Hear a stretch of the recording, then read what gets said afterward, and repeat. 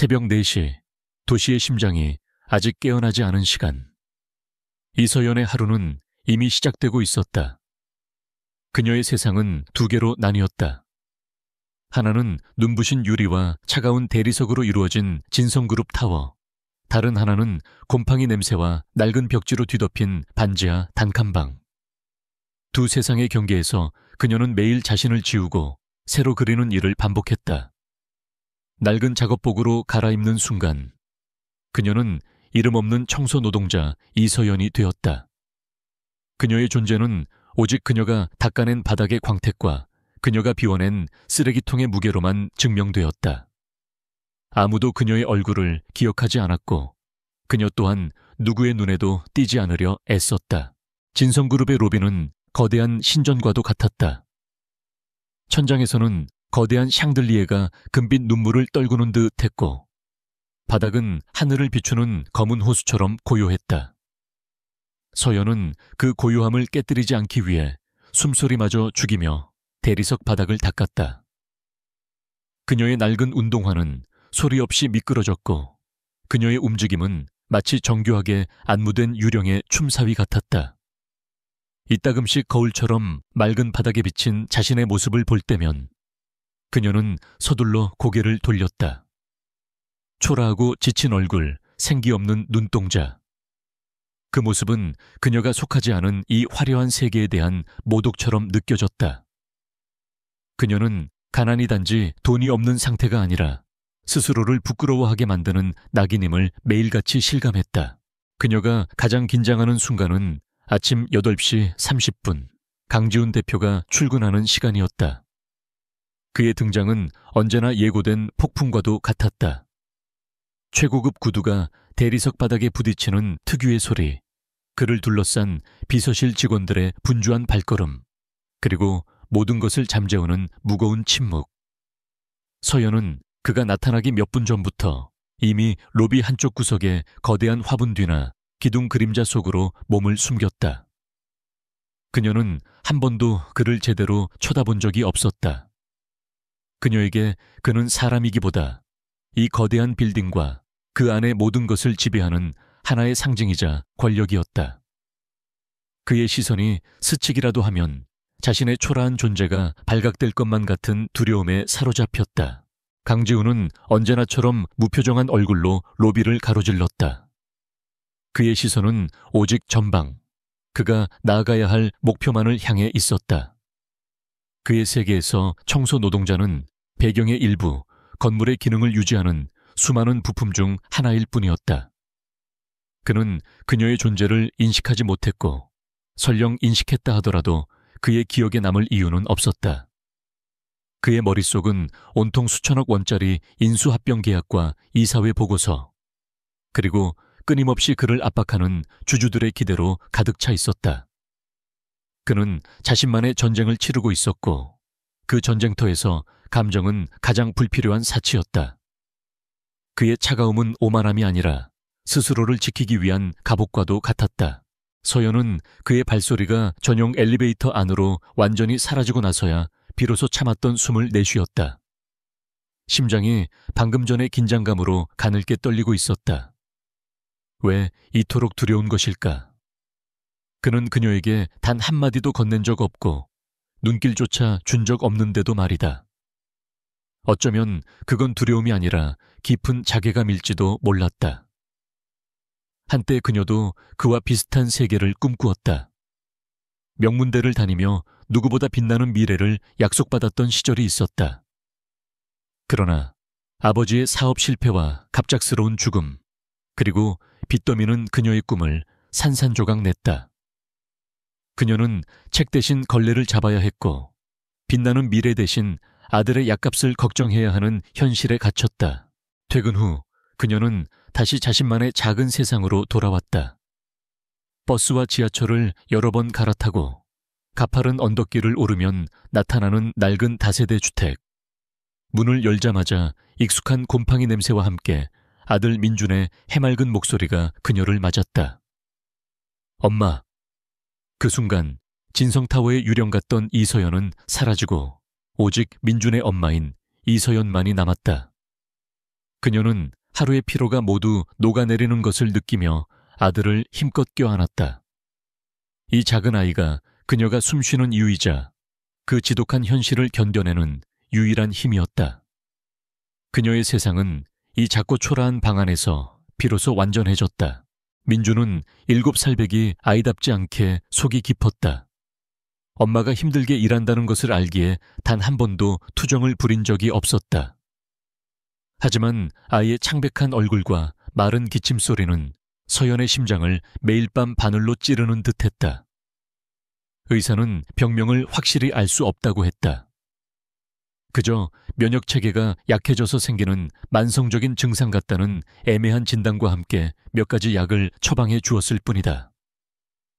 약값은 그녀의 월급 대부분을 차지했지만 민준의 기침은 좀처럼 나아질 기미를 보이지 않았다. 그녀는 아들의 작은 등을 쓸어주며 속으로 수없이 되뇌었다. 괜찮아. 다 괜찮아질 거야. 엄마가 꼭 낫게 해줄게. 저녁 식사는 조촐했다. 밥과 김치 그리고 계란찜. 민주는 맛있다며 작은 입으로 오물거렸지만 서연은 밥을 넘기기가 힘들었다. 아들에게 더 좋은 것을 먹이고 더 좋은 환경에서 자라게 해주고 싶었다. 그녀는 설거지를 하며 창밖을 보았다. 창문 틈으로 멀리, 아주 멀리 진성그룹 타워의 꼭대기가 보석처럼 빛나고 있었다. 저곳은 다른 행성 같았다. 자신과는 아무런 상관도 없는, 닿을 수 없는 세계. 그녀는 씁쓸하게 웃으며 고개를 저었다. 헛된 생각이었다. 그녀가 바라봐야 할 것은 저런 신기루가 아니라 당장 내일 아들의 병원비와 다음 달 월세였다. 밤이 깊어지고 서연은 잠든 민준의 곁에 누워 아들의 숨소리를 들었다. 색색, 고른 숨소리. 이 평화로운 순간을 지키기 위해서라면 무슨 일이든 할 수 있었다. 그녀는 민준의 이마에 입을 맞추고는 조용히 일어나 낡은 책상 앞에 앉았다. 서랍 깊숙한 곳에서 빛바랜 대학 시절의 전공 서적 한 권을 꺼내 들었다. 복잡한 화학식과 이론들이 빼곡히 적혀 있었다. 한때는 세상을 바꿀 수 있는 위대한 발견을 꿈꾸기도 했다. 하지만 이제 이 지식은 아무런 쓸모가 없었다. 그녀는 책을 조용히 덮었다. 과거의 꿈은 사치일 뿐이었다. 지금 그녀에게 필요한 것은 꿈이 아니라 돈이었다. 그녀는 가계부를 펼쳤다. 빼곡하게 적힌 지출 내역들, 월세, 공과금, 식비, 그리고 가장 큰 비중을 차지하는 민준의 약값과 병원비. 아무리 아끼고 아껴도 매달 적자를 면하기 어려웠다. 다음 주에는 정밀 검사를 받아보라는 의사의 말이 떠올랐다. 검사 비용은 그녀에게는 감당하기 힘든 거액이었다. 서연은 두 손으로 얼굴을 감쌌다. 막막함이 파도처럼 밀려와 숨을 쉴 수 없었다. 눈물이 흘렀지만 소리내어 울지도 못했다. 혹시라도 아들이 깰까봐 그녀는 모든 절망을 속으로 삼켜야 했다. 그녀의 밤은 언제나 이렇게 고요한 절망과 싸우는 시간이 되었다. 다시 새벽이 밝아오고 있었다. 서연은 밤새 한숨도 자지 못했지만 기계처럼 몸을 일으켰다. 그녀는 다시 자신을 지워야 했다. 절망과 슬픔, 그리고 한때 가졌던 꿈까지 모두 마음속 깊은 곳에 묻어두고 진성타워의 수많은 유령 중 하나가 될 준비를 해야 했다. 그녀는 잠든 아들의 얼굴을 한참 동안 바라보았다. 저 작은 천사를 위해서 그녀는 오늘도 굴욕과 자괴감을 견뎌낼 것이다. 강지훈이라는 남자가 지배하는 그 화려하고 차가운 세상 속으로 그녀는 또 한 번 자신의 존재를 숨기러 걸어 들어갔다. 그녀의 발걸음은 무거웠지만 도망칠 곳은 없었다. 진성타워에 도착한 서연은 익숙하게 청소 도구 카트를 밀며 복도를 나아갔다. 오늘은 임원들이 사용하는 최고층을 담당하는 날이었다. 이곳은 로비보다 더 숨막히는 정적이 흘렀다. 최고급 카펫은 발소리를 집어삼켰고 벽에 걸린 추상화들은 그녀의 존재를 비웃는 듯했다. 그녀는 오직 자신의 일에만 집중하려 애썼다. 바닥에 작은 얼룩, 창문에 희미한 손자국. 그런 것들에 몰두하면 잠시나마 자신의 처지를 잊을 수 있었다. 하지만 마음 깊은 곳의 불안감은 사라지지 않았다. 아들의 기침소리가 환청처럼 귓가에 맴돌았다. 그때였다. 잠깐. 등 뒤에서 들려온 낮고 차가운 목소리에 서연의 심장이 쿵 하고 바닥으로 떨어지는 것 같았다. 그녀는 천천히, 아주 천천히 고개를 돌렸다. 복도 저편에 강지훈이 서 있었다. 비서도 경호원도 없이 오직 혼자였다. 그는 평소처럼 완벽한 수트 차림이었지만 어딘지 모르게 날카로운 분위기를 풍기고 있었다. 그의 시선은 그녀를 향해 있었다. 정확히는 그녀의 손에 들린 걸레를 보고 있었다. 그쪽, 방금 내 사무실 앞을 지났나? 그의 목소리에는 어떤 감정도 실려 있지 않았지만 서연에게는 마치 취조하는 형사의 목소리처럼 들렸다. 그녀는 입술이 바싹 마르는 것을 느끼며 간신히 고개를 끄덕였다. 죄송합니다. 서연은 입술을 깨물며 말했다. 강지훈의 시선은 여전히 그녀에게 고정되어 있었다. 그 시선은 날카로운 칼날 같아서 그녀의 초라한 변명을 단번에 꿰뚫어 버릴 것만 같았다. 그녀는 무슨 말을 해야 할지 몰라 고개만 숙였다. 그의 사무실에서 무엇이 잘못되었는지, 자신이 무슨 실수를 저질렀는지 전혀 짐작할 수 없었다. 그저 이 숨막히는 상황이 빨리 끝나기만을 바랄 뿐이었다. 그녀의 심장은 공포로 인해 갈비뼈를 세게 두드리고 있었다. 직장을 잃을지도 모른다는 공포, 그리고 그로 인해 민준의 약값을 감당할 수 없게 될 거라는 더 큰 공포가 그녀의 온몸을 올감했다. 강지훈은 그녀의 침묵을 잠시 관찰하더니 이내 시선을 거두고 자신의 사무실 문 쪽으로 고개를 돌렸다. 내 사무실 책상 위에 있던 서류 봉투, 못 봤나? 그의 목소리는 여전히 건조했지만 아까의 날카로움은 조금 누그러져 있었다. 서연은 필사적으로 기억을 더듬었다. 그녀는 분명 평소처럼 쓰레기통을 비우고 책상 주변을 정리했을 뿐 그 어떤 서류에도 손을 댄 기억이 없었다. 못 봤습니다, 대표님. 그녀는 떨리는 목소리로 간신히 대답했다. 강지훈은 미간을 살짝 찌푸렸다. 그는 무언가 골똘히 생각하는 듯 보였다. 서연에게는 그 짧은 순간이 영겁처럼 길게 느껴졌다. 잠시 후 그의 주머니에서 휴대폰이 울렸다. 그는 전화를 받으며 나직하게 말했다. 찾았다고? 어디 있었는데? 통화는 길지 않았다. 전화를 끊은 그는 서연을 다시 바라보았다. 비서가 다른 곳에 옮겨뒀던 모양이군. 미안하게 됐어. 그는 짧게 사과를 건네고는 그대로 몸을 돌려 자신의 사무실로 들어가 버렸다. 서연은 그 자리에 못 박힌 듯 한참을 서 있었다. 미안하게 됐어. 그 한마디가 그녀의 귓가에 계속해서 맴돌았다. 이 거대한 빌딩의 제왕 같은 그에게서 사과를 받다니. 그것은 너무나 비현실적인 경험이라서 그녀는 자신이 꿈을 꾸고 있는 것은 아닌지 의심했다. 긴장이 풀리자 다리가 후들거렸다. 그날 오후 비극은 예고 없이 찾아왔다. 민준을 잠시 맡아주던 이웃집 할머니가 급한 일로 자리를 비우게 된 것이다. 갑작스러운 연락에 서연은 눈앞이 캄캄해졌다. 당장 일을 그만두고 갈 수도, 그렇다고 아픈 아이를 혼자 둘 수도 없는 진퇴양난의 상황이었다. 결국 그녀는 해서는 안 될 선택을 하고 말았다. 민준을 회사로 데려온 것이다. 그녀는 아들에게 단단히 주의를 주었다. 민준아, 여기서 절대 소리 내면 안 돼. 엄마 일하는 동안 여기 청소 도구 창고에 조용히 앉아 있어야 해. 알았지?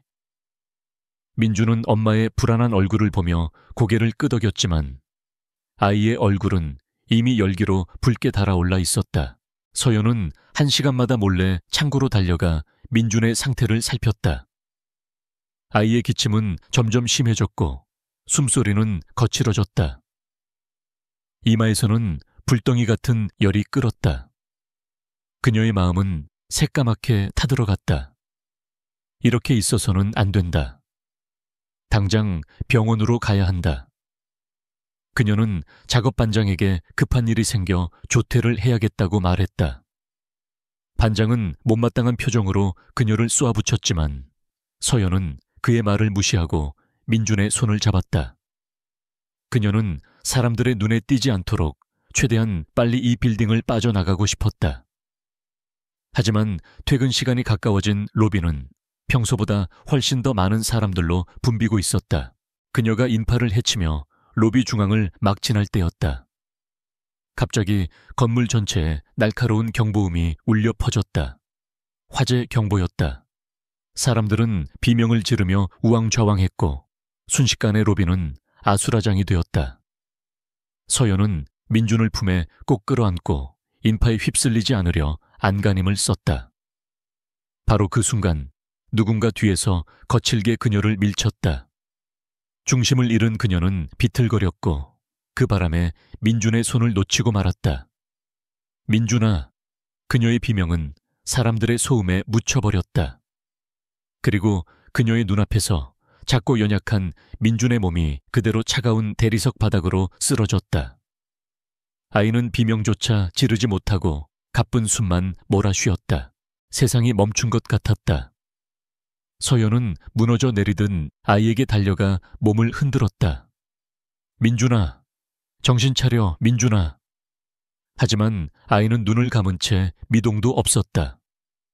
주변 사람들은 그저 멀찍이서 구경하거나 자신의 갈 길을 갈 뿐이었다. 아무도 그녀를 도와주지 않았다.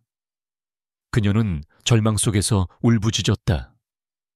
이 차갑고 무심한 도시 한복판에서 그녀와 아이는 완벽하게 고립되어 있었다. 그때였다. 혼란스러운 인파를 가르며 한 남자가 그녀를 향해 성큼성큼 다가왔다. 그의 주변으로 길이 열렸고 소음이 거짓말처럼 잦아들었다. 강지훈이었다. 그는 망설임 없이 서연의 앞에 무릎을 꿇었다. 그의 수천만 원짜리 수트는 바닥에 먼지로 더러워졌지만 그는 전혀 개의치 않는 듯 했다. 그는 쓰러진 민준의 상태를 빠르고 침착하게 살폈다. 아이가 숨을 제대로 못 쉬고 있어. 당장 병원으로 옮겨야 해. 그는 주변을 향해 얼음장처럼 차가운 목소리로 외쳤다. 거기 당신, 빨리 119 불러. 그리고 비서실은 내 차 대기시켜. 그의 목소리에는 사람들을 움직이게 하는 절대적인 힘이 있었다. 그는 조심스럽게, 하지만 단호한 손길로 민준을 품에 안아들었다. 아이의 더러운 옷이 그의 하얀 셔츠에 얼룩을 남겼지만 그는 눈 하나 깜짝하지 않았다. 서연은 넋이 나간 채 그를 따라갔다. 그녀의 머릿속은 하얗게 비어 있었다. 이 상황이 도저히 현실로 느껴지지 않았다. 빌딩의 제왕, 그녀가 감히 쳐다보지도 못했던 그 남자가 지금 자신의 아들을 품에 안고 있었다. 빌딩의 회전문을 나서자 차가운 바람이 불어왔다. 구급차를 기다리는 동안 민준이 작게 신음하며 몸을 떨었다. 그러자 강지훈은 아이를 더 단단히 끌어안으며 나직하게 속삭였다. 괜찮아, 아저씨가 있잖니. 조금만 참아. 그리고 그는 자신의 커다란 손으로 민준의 작고 힘없는 손을 부드럽게 감싸 쥐었다. 그저 아이를 안심시키기 위한 무심한 행동이었을지도 모른다. 하지만 그 순간 서연의 세상은 무너져 내렸다. 그녀는 그 장면을 보고야 말았다. 가난 때문에, 초라함 때문에 단 한 번도 똑바로 쳐다보지 못했던 남자의 모습. 그저 권력과 부의 상징으로만 여겼던 그 남자가 세상에서 가장 소중한 자신의 아들의 손을 잡아주는 모습을. 그의 손은 따뜻해 보였다. 그의 눈빛은 진심으로 아이를 걱정하고 있었다. 그동안 그녀를 짓눌러왔던 모든 서러움과 절망, 그리고 그의 예상치 못한 친절함이 뒤섞여 뜨거운 눈물이 되어 터져 나왔다. 그녀는 소리내어 울었다. 아이처럼, 모든 것을 놓아버린 사람처럼. 그녀의 울음소리는 도시의 소음 속으로 허무하게 흩어졌다. 구급차가 도착하고 민주는 응급처치를 받으며 차에 실렸다. 강지훈은 서연에게 함께 타라고 말한 뒤 자신의 비서에게 병원비를 포함한 모든 절차를 처리하라고 지시했다. 서연은 눈물로 흐릿해진 시야 속에서 처음으로 그의 얼굴을 제대로 보았다. 날카롭고 차가운 인상이었지만 그 안에는 미처 숨기지 못한 인간적인 고뇌와 연민이 희미하게 어려 있었다. 그는 더 이상 그녀에게 두려움의 대상이 아니었다. 구급차의 문이 닫히기 직전 그는 서연에게 말했다. 아이 걱정은 말고 당신 몸부터 챙겨. 짧은 한마디였지만 그 말은 그녀의 얼어붙었던 마음을 녹이는 따뜻한 불씨가 되었다. 구급차는 사이렌을 울리며 병원을 향해 달려갔다. 서연은 의식을 잃은 아들의 손을 꼭 잡고 창밖으로 빠르게 스쳐 지나가는 도시의 불빛을 바라보았다. 눈물은 멈추지 않았다. 하지만 그것은 더 이상 절망의 눈물이 아니었다. 차가운 세상 속에서 발견한 아주 작은 온기, 예상치 못한 곳에서 받은 도움. 그녀의 삶에 아주 희미하지만 분명한 빛 한 줄기가 비치기 시작하고 있었다. 강지훈이 민준의 손을 잡아주던 그 순간의 이미지는 그녀의 뇌리에 깊이 새겨져 앞으로 그녀가 나아갈 길을 비추는 등대가 될 것임을 그녀는 아직 알지 못했다. 응급실의 하얀 불빛 아래 민준은 겨우 안정을 되찾았다. 의사는 아이가 심한 탈수와 고열로 인한 쇼크 상태였다고 설명했다. 다행히 빠른 조치 덕분에 위험한 고비는 넘겼다고 했다. 서연은 아들의 작은 손을 잡고 하염없이 눈물만 흘렸다. 감사함과 미안함, 그리고 안도감이 뒤섞인 복잡한 감정이었다. 병원 수석은 강지훈 대표의 비서가 와서 일사천리로 처리해 주었다. 특실 병동 최고의 의료진. 서연이 평생 만져보지도 못할 돈이 그녀의 아들을 위해 쓰이고 있었다. 이 모든 것이 꿈만 같았다. 그녀는 복도 창문 너머로 어두워진 도시의 풍경을 바라보며 강지훈이라는 남자를 다시 생각했다. 그는 대체 어떤 사람일까? 며칠 후 민주는 퇴원했다. 아이의 건강은 눈에 띄게 좋아졌지만 의사는 근본적인 원인을 찾지 못했다며 고개를 저었다. 아이가 사는 환경에 알레르기나 독성을 유발할 만한 요인이 있는지 잘 살펴보세요. 의사의 말이 서연의 마음에 비수처럼 꽂혔다. 환경. 그녀가 아들에게 제공할 수 있는 환경이란 곰팡내 나는 반지하 단칸방이 전부였다. 죄책감이 그녀의 목을 졸랐다. 하지만 이번에는 주저앉아 절망만 하고 있을 수는 없었다. 그녀는 강지훈에게 빚을 졌다. 그의 예기치 않은 친절은 단순한 동정이 아니었다. 그것은 그녀에게 다시 일어설 힘과 용기를 주었다. 이제 그녀는 도망치지 않을 것이다. 민준을 위해서, 그리고 그 빚을 갚기 위해서라도 반드시 원인을 찾아내야만 했다. 서연의 삶에 작은 변화가 생겼다. 그녀는 더 이상 고개를 숙이고 사람들의 눈을 피하지 않았다. 동네 약국에 들러 민준과 비슷한 증상을 겪는 아이들이 있는지 묻기 시작했고, 낡은 놀이터에 앉아 다른 엄마들에게 조심스럽게 말을 걸었다. 처음에는 경계하던 이웃들도 아픈 아들을 둔 엄마의 진심 어린 모습에 조금씩 마음을 열기 시작했다. 그리고 놀라운 사실이 드러났다. 그녀의 동네, 특히 언덕 아래 저지대에 사는 아이들 중 상당수가 민준처럼 원인 모를 호흡기 질환과 피부병을 앓고 있었다.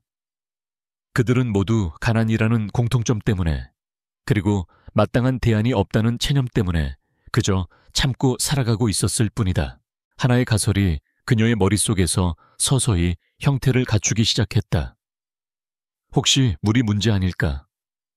그녀의 동네는 도시의 낡은 수도관이 지나는 곳이었고, 생활 하수가 흘러드는 작은 개천이 동네를 가로지르고 있었다. 어느 날 그녀는 작정하고 그 개천을 따라 걸었다. 물에서는 역한 화학약품 냄새가 희미하게 풍겼고 물속에는 이끼 하나 제대로 자라지 못했다. 물은 검고 끈적한 기름띠 같은 것이 떠다니고 있었다. 개천의 끝을 따라가자 녹슨 철조망으로 둘러싸인 거대한 폐공장 부지가 나타났다. 진성 케미컬. 낡은 간판에 적힌 이름이 그녀의 눈에 들어왔다. 진성그룹의 계열사였다. 그녀의 심장이 차갑게 내려앉았다. 그 공장은 10년도 더 전에 문을 닫았다고 했다. 환경 문제 때문에 시끄러웠지만 진성그룹 측에서 막대한 비용을 들여 부지 정화 작업을 완벽하게 마쳤다고 동네 사람들은 기억하고 있었다. 하지만 서연의 눈에 비친 공장의 모습은 어딘가 이상했다. 폐쇄된 지 10년이 넘었다기에는 철조망 일부가 비교적 새 것이었고 자물쇠도 최근에 교체한 듯 반짝였다. 그리고 무엇보다 그녀의 예리한 눈은 진흙바닥에 찍힌 선명한 트럭 타이어 자국을 놓치지 않았다. 누군가 지금도 이 버려진 공장을 드나들고 있다는 증거였다. 그녀의 대학 시절 전공이었던 화학에 대한 기억이 되살아났다. 만약 정화 작업이 제대로 이루어지지 않았다면 땅속에 묻힌 독성 폐기물들이 지하수를 오염시키고 이 개천으로 흘러들고 있을 가능성이 충분했다. 같은 시각 진성그룹 타워 최고층에 위치한 박태석 전무의 사무실에서는 느긋한 클래식 음악이 흐르고 있었다. 그는 최고급 가죽 의자에 몸을 파묻은 채 최근 성사시킨 계약 서류에 만족스럽게 서명하고 있었다. 그는 강지훈을 마음에 들어 하지 않았다. 너무 젊고 이상주의적인 데다 가끔 이해할 수 없는 행동으로 회사의 이익에 반하는 결정을 내리곤 했다. 로비에서 청소부의 아이를 구했다는 이야기는 그의 귀에도 들어왔다. 그는 그것을 쓸데없는 감상주의이자 약점이라고 비웃었다. 기업의 총수는 냉철해야지. 길바닥의 동정심에 휘둘려서는 안 된다는 것이 그의 지론이었다. 그의 비서가 들어와 몇 가지 보고를 올렸다. 그리고 전무님, 한 가지 더. 예전에 저희가 관리했던 동부공장 부지 근처에서 이상한 소문이 돌고 있다고 합니다. 박태석은 눈썹 하나 까딱하지 않고 물었다. 무슨 소문? 비서는 조심스럽게 대답했다. 그 동네 수질에 문제가 있다는 이야기가 조금씩 나오고 있습니다. 그리고 최근에 한 여자가 그 주변을 샅샅이 살피고 다닌다는 제보가 있었습니다. 박태석은 여전히 무표정했다. 하지만 그의 눈빛이 순간 차갑게 빛났다. 동부 공장 부지. 그것은 그의 가장 큰 성공작이자 동시에 가장 깊숙이 묻어둔 비밀이었다. 그는 정화 작업을 감독하며 비용의 상당 부분을 빼돌려 자신의 비자금으로 축적했다. 값싼 약품으로 대충 땅을 덮고 서류는 완벽하게 조작했다. 그 사실을 아는 사람은 극소수에 불과했고 그들은 모두 그의 사람들이었다. 지난 10년간 아무 문제도 없었다. 그런데 왜 하필 지금? 그는 비서에게 물었다. 그 여자가 누군지 알아봤나? 비서는 잠시 망설이다가 대답했다. 네, 저희 회사 미화팀 소속 직원입니다. 이름은 이서연. 얼마 전 대표님께서 직접 도와주셨던 아이의 어머니입니다. 그 순간 박태석의 얼굴에서 모든 표정이 사라졌다. 느긋하게 흐르던 클래식 음악이 갑자기 소음처럼 들리기 시작했다. 이서연, 강지훈, 그리고 동부공장. 따로 떨어져 있던 세 개의 점이 하나의 선으로 이어지며 그의 심장을 겨누는 듯했다. 그는 이것이 우연이 아닐 수도 있다는 불길한 예감에 사로잡혔다. 하찮은 청소부 하나가 자신의 완벽한 성을 무너뜨릴 작은 균열이 될 수도 있었다. 그는 의자에서 일어나 거대한 유리창 앞으로 다가갔다. 그의 발 아래로 도시의 풍경이 장난감처럼 펼쳐져 있었다. 그는 그 중에서도 가장 낡고 허름한 동네를 찾아 시선을 고정했다. 그는 조용히 수화기를 들고 어딘가로 전화를 걸었다. 그의 목소리는 아까와는 비교도 할 수 없을 만큼 차갑고 단호했다. 나다. 알아볼 사람이 있어. 그의 입가에 비릿한 미소가 걸렸다. 진성그룹 미화팀 이서연이라는 여자다. 그 여자의 모든 것을 알아내. 가족, 친구, 과거 행적, 그리고 요즘 무엇에 관심을 갖고 있는지까지 아주 사소한 것 하나도 놓치지 마. 전화를 끄는 그는 한참 동안 창밖을 응시했다. 그는 아직 서연을 심각한 위협으로 여기지는 않았다. 하지만 그는 싹수가 노란 위험은 아주 작을 때 미리 잘라내야 한다는 것을 경험으로 알고 있었다. 보이지 않는 거미줄이 아무것도 모르는 한 평범한 여인의 주변으로 조용히 펼쳐지기 시작했다. 박태석의 보이지 않는 손이 움직이기 시작하자 서연의 일상은 서서히 삐걱거리기 시작했다. 가장 먼저 변화가 찾아온 곳은 직장이었다. 평소 그녀에게 별다른 관심이 없던 미화팀 김 반장이 사사건건 그녀를 걸고 넘어지기 시작했다.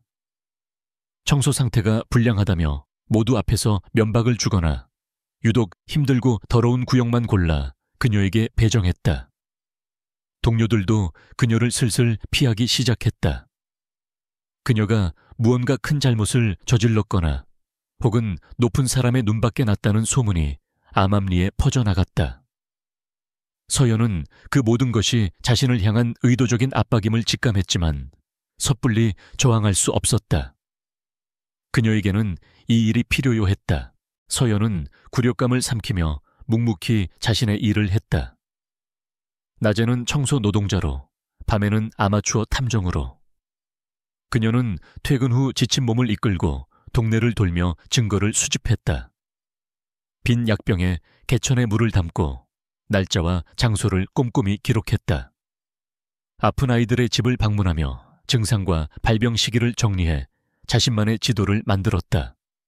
지도가 채워질수록 모든 정황은 진성 케미컬 폐공장을 범인으로 지목하고 있었다.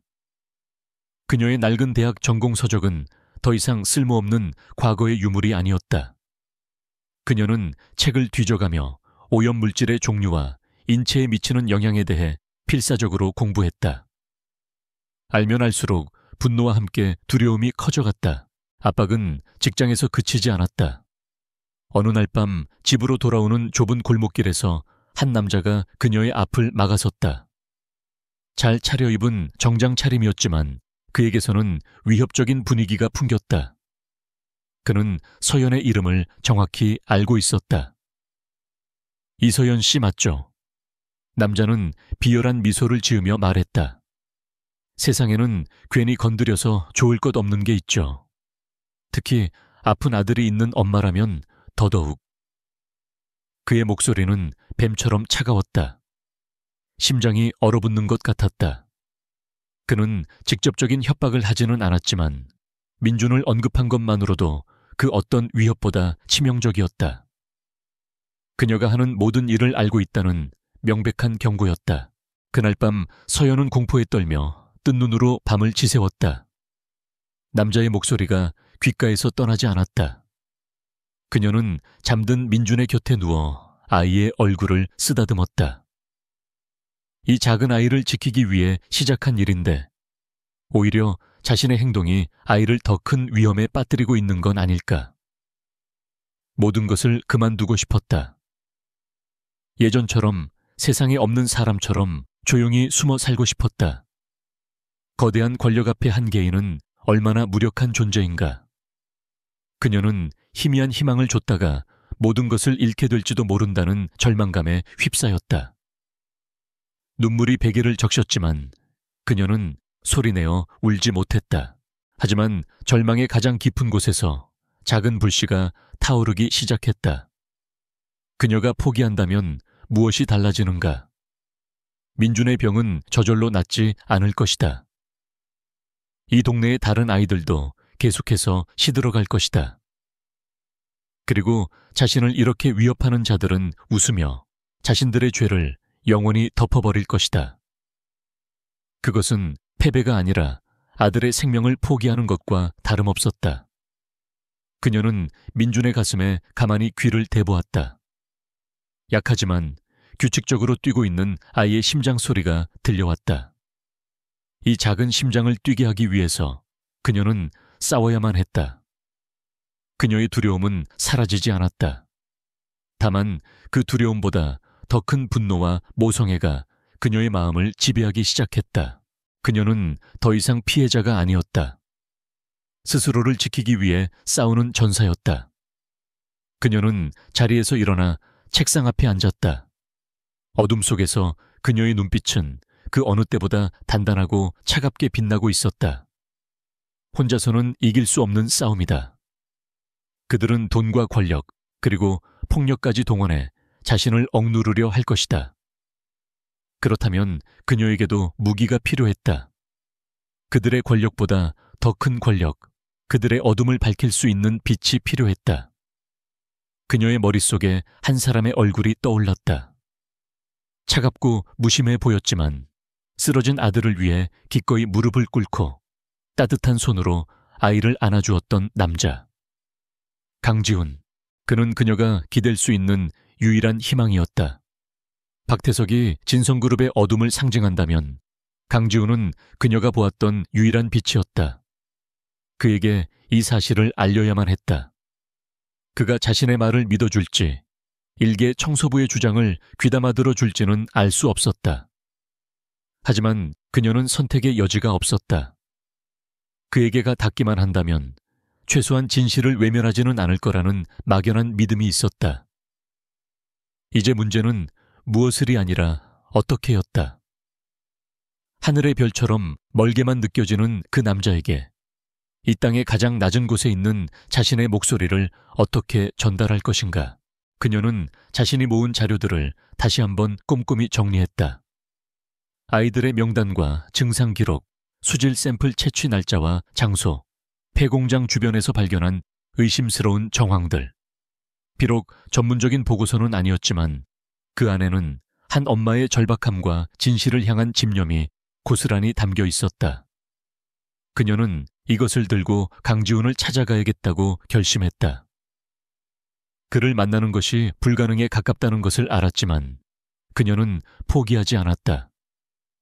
민준의 기침소리가 잦아들 때마다 그녀의 결심은 더욱 굳건해졌다. 연약한 갈대 같았던 그녀는 이제 아들을 지키기 위해 거센 폭풍에도 맞서야 하는 바위가 되어가고 있었다. 다음 날, 그녀는 평소보다 조금 더 일찍 출근했다. 그녀의 눈빛에는 더 이상 두려움이나 자괴감이 어려있지 않았다. 대신 조용하지만 꺼지지 않는 불꽃이 타오르고 있었다. 그녀는 청소 카트를 밀며 최고층으로 향하는 직원용 엘리베이터에 몸을 실었다. 그녀는 오늘 어떻게든 강지훈의 눈에 띄어야만 했다.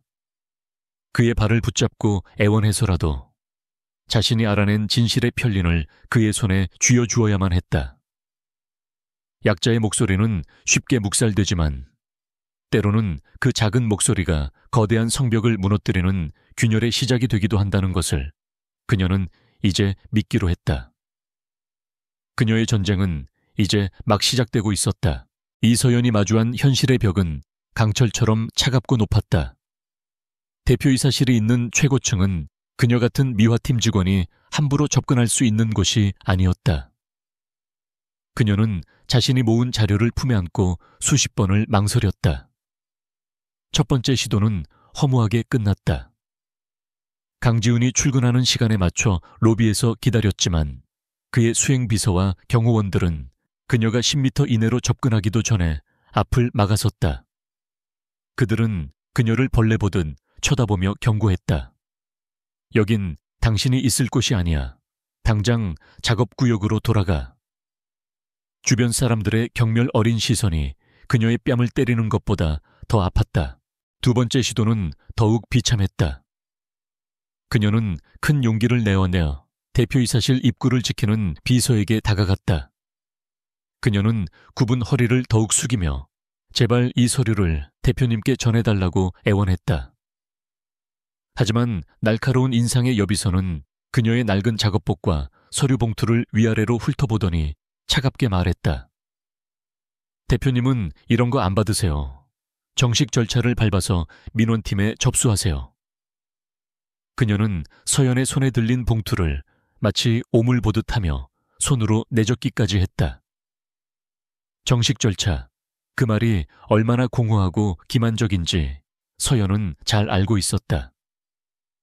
거대 기업의 민원팀이 일개 청소부의 주장에 귀를 기울여 줄 리 만무했다. 몇 번의 실패를 겪고 나자 서연은 깨달았다. 정면 돌파는 불가능하다. 그에게 닿기 위해서는 그들만의 규칙과 질서, 그 견고한 시스템의 허점을 파고들어야만 했다. 그녀는 더 이상 무작정 부딪히지 않았다. 대신 관찰하기 시작했다. 그녀는 청소부라는 자신의 위치를 역이용했다. 아무도 그녀를 주목하지 않는다는 것, 그녀는 어디에나 있지만 동시에 어디에도 없는 투명인간이라는 사실이 오히려 그녀의 가장 큰 무기가 되었다. 그녀는 최고층의 복도를 청소하며 대표이사실 주변의 모든 움직임을 눈과 귀에 담았다. 비서들의 교대 시간, 외부 손님의 방문 패턴, 서류가 오고 가는 경로, 심지어 매일 아침 대표이사실로 배달되는 신문의 종류까지. 그러다 그녀는 한 가지 규칙적인 흐름을 발견했다. 매주 화요일 오전 그린라이프라는 원예 관리 업체 직원이 대표이사실을 방문해 실내 화초들을 관리했다. 그들은 비서실에 별다른 제지 없이 사무실 내부로 들어갈 수 있는 몇 안 되는 외부인이었다. 그 순간 서연의 머릿속에 위험하지만 번뜩이는 계획 하나가 떠올랐다. 그녀는 며칠 동안 그린 라이프 직원의 동선을 파악했다. 그는 항상 지하 주차장에 직원용 엘리베이터를 이용해 최고층으로 올라왔고 복도 끝 서비스 공간에 카트를 잠시 세워두고 비서에게 방문을 알렸다. 그 짧은 시간이 그녀에게는 유일한 기회였다. 결전의 날인 화요일 아침, 서연의 손은 긴장으로 축축하게 젖어 있었다. 그녀는 자신이 정리한 자료를 최대한 얇게 만들어 평범한 서류 봉투에 넣었다. 그리고 일부러 서비스 공간 근처에서 청소를 하는 척하며 원예 관리업체 직원이 나타나기를 기다렸다. 마침내 그가 카트를 밀며 나타났다. 서연의 심장이 미친 듯이 뛰기 시작했다. 남자가 비서실 쪽으로 걸어가는 순간 서연은 재빨리 반대편 복도에서 일부러 물통을 엎질렀다. 어머! 그녀의 과장된 비명에 남자의 시선이 잠시 그쪽으로 향했다. 바로 그 찰나의 순간 서연은 카트에 놓인 남자의 가방 안으로 서류 봉투를 재빨리 밀어 넣었다. 모든 것은 5초 안에 일어났다. 한편 강지우는 자신의 사무실에서 분기 실적 보고서를 검토하고 있었다. 하지만 이상하게 집중이 되지 않았다. 그의 머릿속 한편에는 며칠 전 로비에서 울부짖던 한 여자의 얼굴과 품에 안았던 작고 뜨거운 아이의 모습이 계속해서 맴돌았다. 그는 지금껏 수많은 위기와 어려운 결정을 마주해왔지만 그때처럼 알 수 없는 감정에 휩싸인 것은 처음이었다. 그 일은 그의 통제된 세상에 던져진 작은 돌멩이처럼 잔잔했던 수면에 끝없는 파문을 일으키고 있었다. 그는 결국 보고서를 내려놓고 비서를 불렀다. 이서연 씨, 우리 회사 미화팀 직원, 그 사람에 대한 인사기록 지금 바로 가져와봐. 비서가 가져온 이서연의 인사기록은 단출했다. 하지만 강지훈의 눈은 그녀의 학력 사항에 머물렀다. 한국대학교 화학과 중퇴. 그는 의외라는 생각에 미간을 찌푸렸다. 명문대 화학도. 그런 그녀가 왜 이런 곳에서 청소 일을 하고 있는 걸까? 그의 머릿속에 흩어져 있던 퍼즐 조각들이 조금씩 다른 그림을 만들어내기 시작했다. 그녀의 절박해 보이던 눈빛, 그리고 그녀의 이력. 무언가 연결되지 않는 지점들이 그의 호기심을 자극했다. 그는 창밖을 내다보며 깊은 생각에 잠겼다. 그때 원예 관리 업체 직원이 들어와 화초에 물을 주고 나갔다. 그날 오후 그는 잠시 머리를 식히기 위해 사무실 안을 걷다가 창가에 놓인 커다란 관음죽 화분 옆에서 낯선 서류 봉투 하나를 발견했다. 자신의 비서가 가져다 놓은 서류들과는 확연히 다른 낡고 평범한 봉투였다. 의아하게 생각하며 봉투를 집어든 순간 그는 그 안의 내용물을 보고 숨을 멈췄다. 추악하지만 꼼꼼하게 정리된 동네 지도, 아픈 아이들의 이름과 증상을 기록한 명단, 그리고 작은 플라스틱 병에 담긴 검은 물 샘플, 그리고 그 위에는 떨리는 글씨체로 쓴 한 통의 편지가 있었다. 대표님께 제발 저희 아이들을 살려주세요. 편지의 마지막에는 이서연이라는 이름이 적혀 있었다. 강철 같던 그의 표정이 서서히 무너져 내렸다.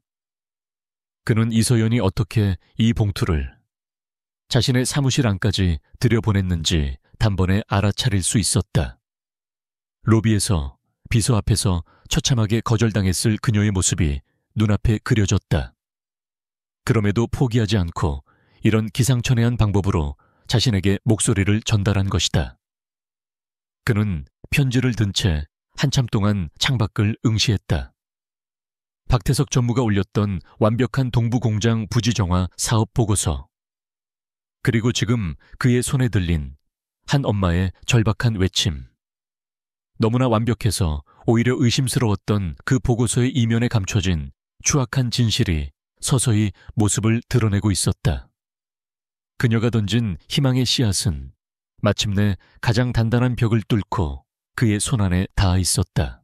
강지우는 그날 밤 사무실에서 한 발짝도 나가지 않았다.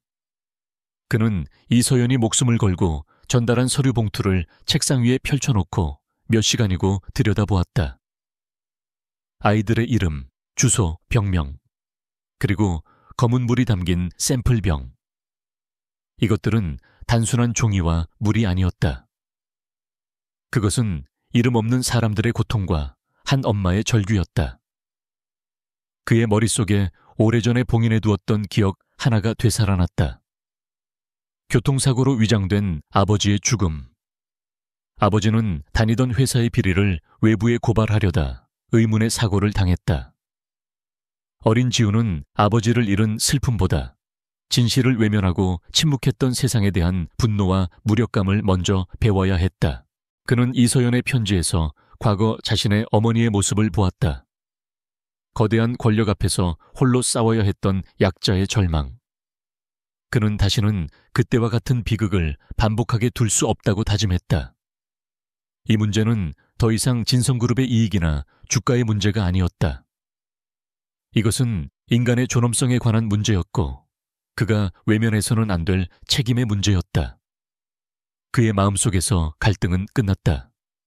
이제 남은 것은 전쟁뿐이었다. 그는 밤이 깊어서야 자리에서 일어나 누구에게도 알리지 않고 서류 봉투를 챙겨 자신의 개인 연구실로 향했다. 회사 내부의 시스템은 믿을 수 없었다.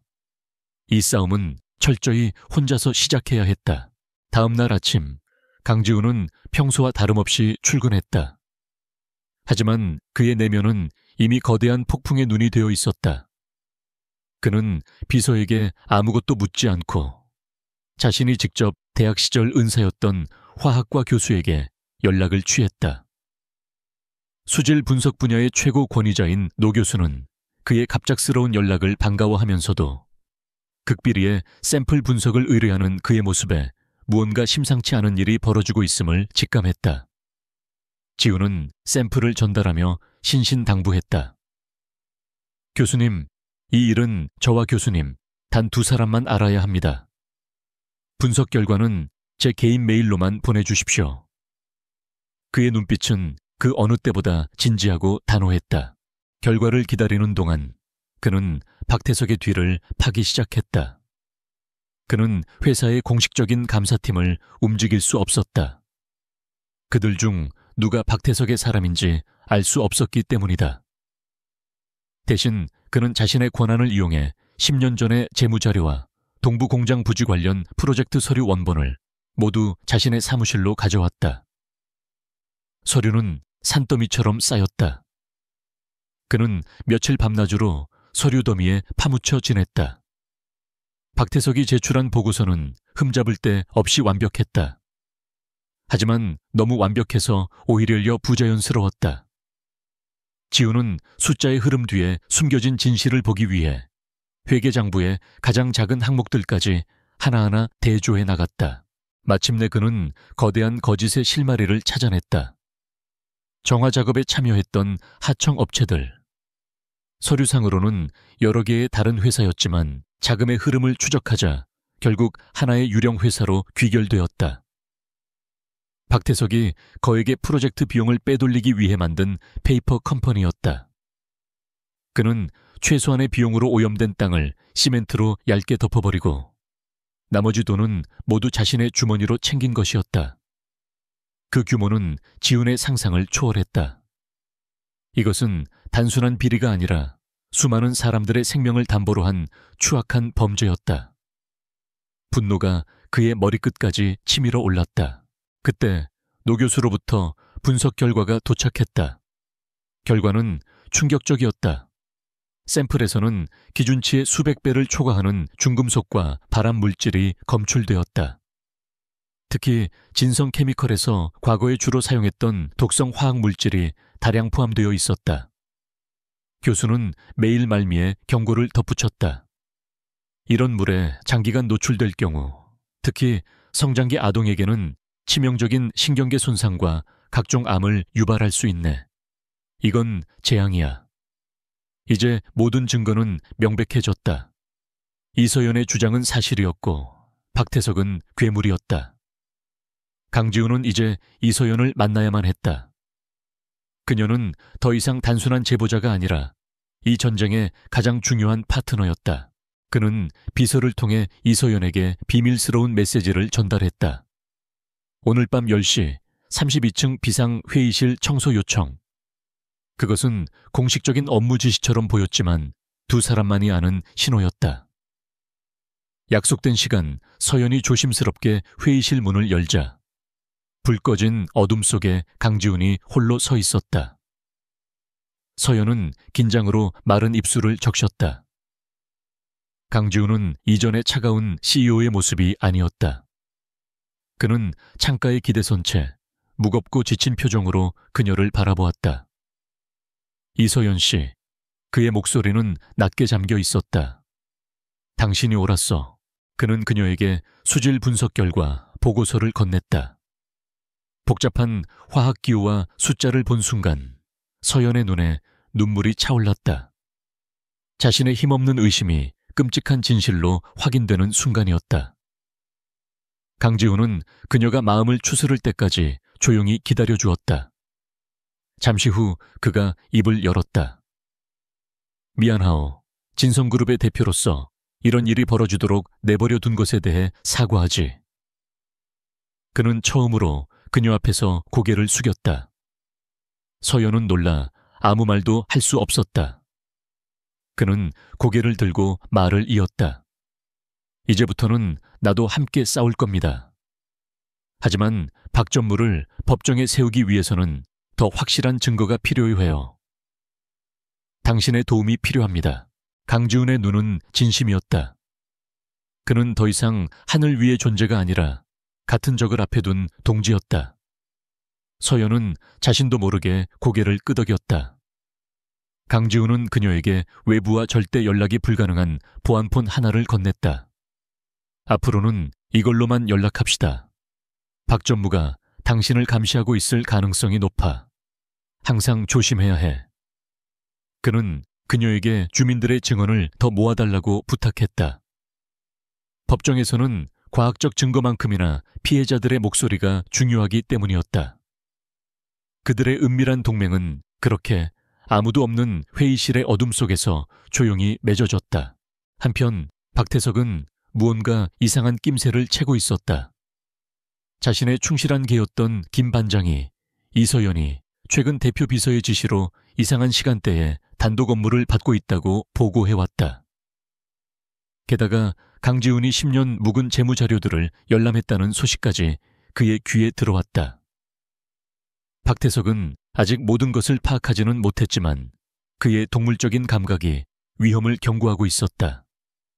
그는 서연에 대한 감시를 더욱 강화하라고 지시했다. 거대한 폭풍이 진성그룹 타워를 중심으로 서서히 그 형태를 갖추어가고 있었다. 어둠 속에서 칼을 가는 두 남자와 그 중심에선 한 여자의 운명이 거친 소용돌이 속으로 빨려 들어가고 있었다. 결전의 날, 진성그룹의 이사회 회의실에는 얼음장 같은 긴장감이 감돌았다. 강지훈은 신규 부동산 개발 프로젝트라는 안건으로 긴급 이사회를 소집했다. 박태석을 비롯한 핵심 임원들은 아무런 의심 없이 회의실로 모여들었다. 박태석은 특히 의기양양한 모습이었다. 그가 주도하던 해외 계약건이 성공적으로 마무리되었기 때문이었다. 그는 이 기회에 강지훈의 미숙함을 지적하고 이사회 내에서 자신의 입지를 더욱 공고히 할 생각이었다. 그는 자신이 쳐놓은 거미줄에 스스로 걸어 들어오고 있다는 사실을 전혀 알지 못했다. 회의는 박태석의 예상대로 평범하게 시작되었다. 강지훈은 태연하게 프로젝트 개요를 설명했고 이사들은 서류를 검토하며 의견을 나누었다.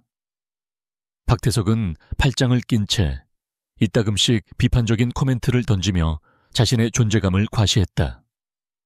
1시간쯤 지났을까? 강지훈이 갑자기 프레젠테이션을 중단했다.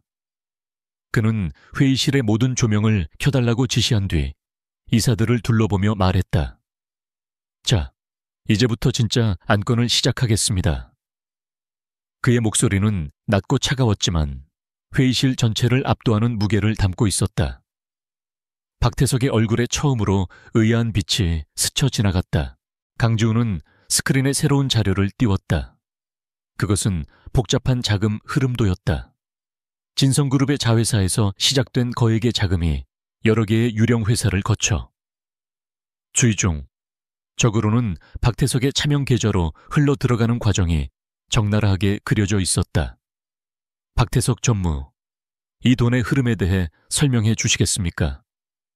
강지훈의 날카로운 질문에 회의실은 찬물을 끼얹은 듯 조용해졌다. 박태석은 잠시 당황했지만 이내 그는 노련한 뱀처럼 허물을 벗었다. 그는 큰 소리로 웃으며 말했다. 이게 지금 뭐 하자는 겁니까, 강 대표? 이런 조작된 자료로 나를 모함하려는 겁니까? 경영 실적이 부진하니 이제는 이런 식으로 정적을 제거하려는 수작이군요. 그의 선동에 몇몇 이사들이 동조하며 웅성거리기 시작했다. 박태석은 더욱 기세등등하게 외쳤다.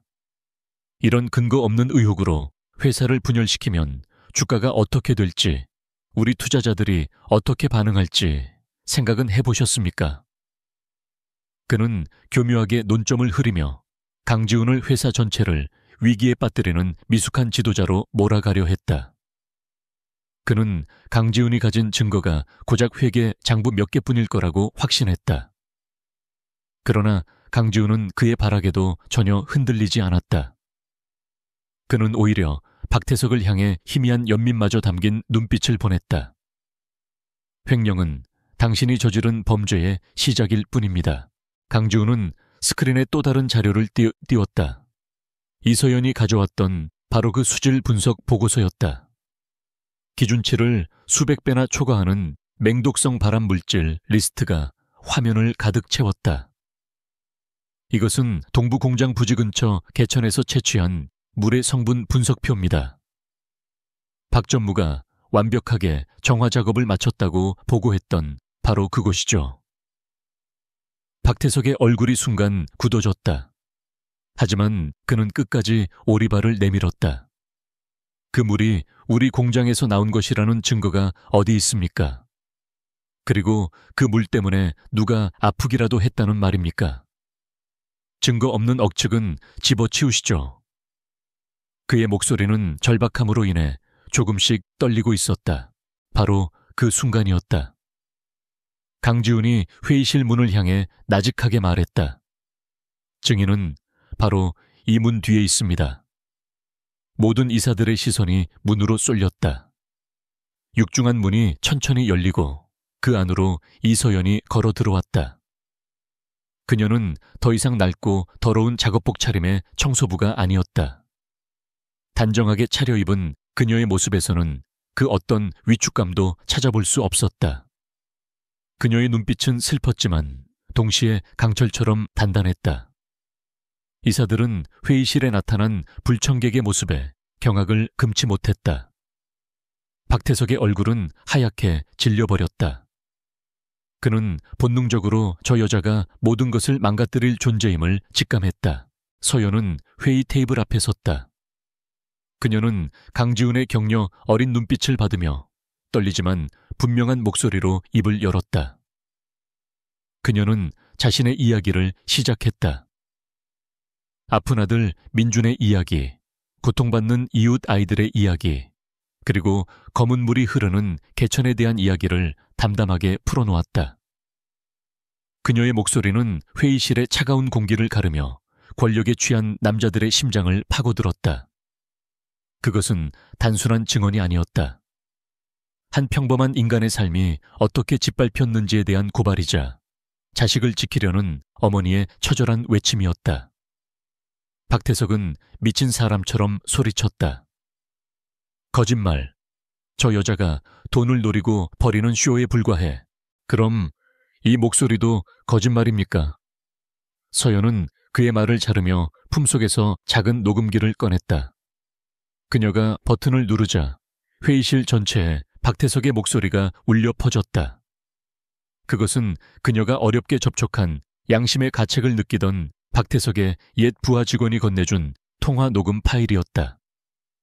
녹음 속에서 박태석은 부하 직원에게 폐기물을 불법으로 매립하고 정화 작업 서류를 조작하라고 구체적으로 지시하고 있었다. 그의 탐욕스럽고 잔인한 목소리는 그가 빼도 박도 못할 범인임을 증명하고 있었다. 모든 것이 끝나는 순간이었다. 녹음이 끝나자 회의실에는 죽음과 같은 정적이 흘렀다. 박태석은 넋이 나간 사람처럼 스피커를 쳐다보고 있었다. 그의 완벽했던 세상이 산산조각 나고 있었다. 그를 지지하던 이사들은 모두 고개를 숙이거나 그에게서 시선을 피했다. 강지훈은 자리에서 일어나 얼어붙은 박태석을 향해 마지막 판결을 내렸다. 당신은 진성그룹의 이름에 먹칠을 했을 뿐만 아니라 수많은 사람들의 삶을 파괴했어.